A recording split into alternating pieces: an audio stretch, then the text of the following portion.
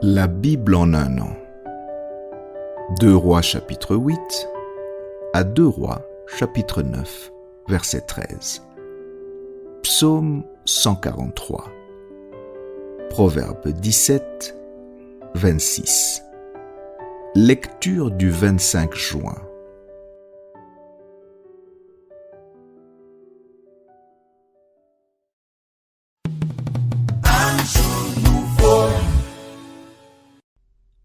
Actes chapitre 16, versets 16 à 40. Comme nous allions au lieu de prière, une servante qui avait un esprit de python et qui, en devinant, procurait un grand profit à ses maîtres, vint au-devant de nous et se mit à nous suivre, Paul et nous.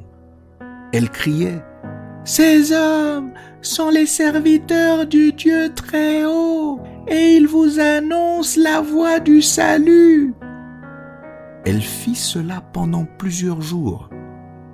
Paul, fatigué, se retourna et dit à l'esprit: « Je t'ordonne, au nom de Jésus-Christ, de sortir d'elle. » Et il sortit à l'heure même. Les maîtres de la servante, voyant disparaître l'espoir de leur gain, se saisirent de Paul et de Silas et les traînèrent sur la place publique devant les magistrats.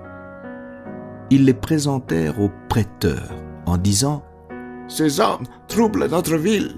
Ce sont des Juifs qui annoncent des coutumes qui ne nous est pas permis ni de recevoir, ni de suivre, à nous qui sommes Romains. » La foule se souleva aussi contre eux, et les prêteurs, ayant fait arracher leurs vêtements, ordonnèrent qu'on les bâtît de verges. Après qu'on les eut chargés de coups, ils les jetèrent en prison, en recommandant au geôlier de les garder sûrement. Le geôlier, ayant reçu cet ordre, les jeta dans la prison intérieure et leur mit les ceps aux pieds. Vers le milieu de la nuit, Paul et Silas priaient et chantaient les louanges de Dieu, et les prisonniers les entendaient.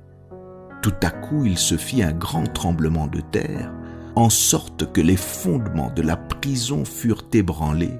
Au même instant, toutes les portes s'ouvrirent et les liens de tous les prisonniers furent rompus. Le geôlier se réveilla, et lorsqu'il vit les portes de la prison ouvertes, il tira son épée et allait se tuer, pensant que les prisonniers s'étaient enfouis. Mais Paul cria d'une voix forte: « Ne te fais point de mal, nous sommes tous ici. » Alors le geôlier, ayant demandé de la lumière, entra précipitamment et se jeta tout tremblant aux pieds de Paul et de Silas.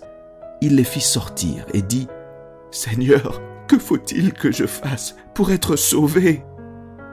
Paul et Silas répondirent: « Crois au Seigneur Jésus, et tu seras sauvé, toi et ta famille. » Et ils lui annoncèrent la parole du Seigneur, ainsi qu'à tous ceux qui étaient dans sa maison.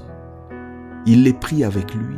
À cette heure même de la nuit, il lava leurs plaies, et aussitôt il fut baptisé, lui et tous les siens. Les ayant conduits dans son logement, il leur servit à manger, et il se réjouit avec toute sa famille de ce qu'il avait cru en Dieu. Quand il fit jour, les prêteurs envoyèrent les licteurs pour dire au geôlier: « Relâche ces hommes. » Et le geôlier annonça la chose à Paul. « Les prêteurs ont envoyé dire qu'on vous relâcha. Mais maintenant donc, sortez et allez en paix. » Mais Paul dit au licteur: « Après nous avoir battus de verges publiquement et sans jugement, nous qui sommes Romains, ils nous ont jetés en prison et maintenant ils nous font sortir secrètement. Il n'en sera pas ainsi. Qu'ils viennent eux-mêmes nous mettre en liberté. » Les licteurs rapportèrent ces paroles aux prêteurs qui furent effrayés en apprenant qu'ils étaient Romains. Ils vinrent les apaiser et ils les mirent en liberté en les priant de quitter la ville. Quand ils furent sortis de la prison, ils entrèrent chez Lydie et après avoir vu et exhorté les frères, ils partirent.